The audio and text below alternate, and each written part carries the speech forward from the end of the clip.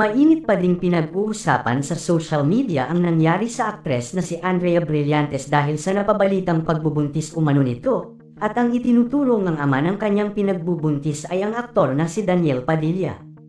Ayon pa sa balita ay nitong nakaraang araw lamang ay isinugod mismo ni Daniel Padilla si Andrea Brillantes sa ospital, dahil umano sa sobrang sela ng pagbubuntis ni Andrea at dumagdag pa nga ang stress mula sa pangbabash na inaabot nito sa mga netizens lalo na sa fans ng Katniel. Lumabas din sa balita na hindi na umano naligtas pa ang anak nila ni Daniel Padilla at tuluyan na itong nawala. Nakunan nga daw ang aktres ayon sa aming nakalap na impormasyon, at hanggang ngayon nga ay nasa ospital pa ang aktres. Hindi nga daw matanggap ni Daniel Padilla ang nangyaring ito kay Andrea Brillantes at halos sisihin nito ang kanyang sarili kung bakit ito nangyayari sa kanila.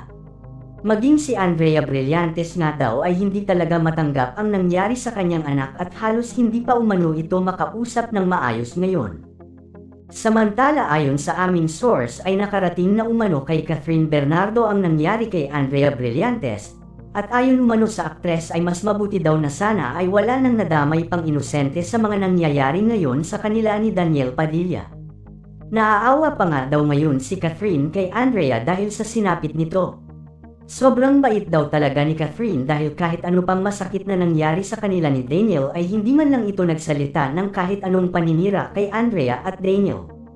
Ayon pa kay Catherine, pakiusap daw niya sa mga netizens lalo na sa fans ng Katniel na sana ay tigilan na ang pangbabash sa dalawa dahil wala na din namang mababago dahil matagal na daw silang hiwalay ni Daniel Padilla.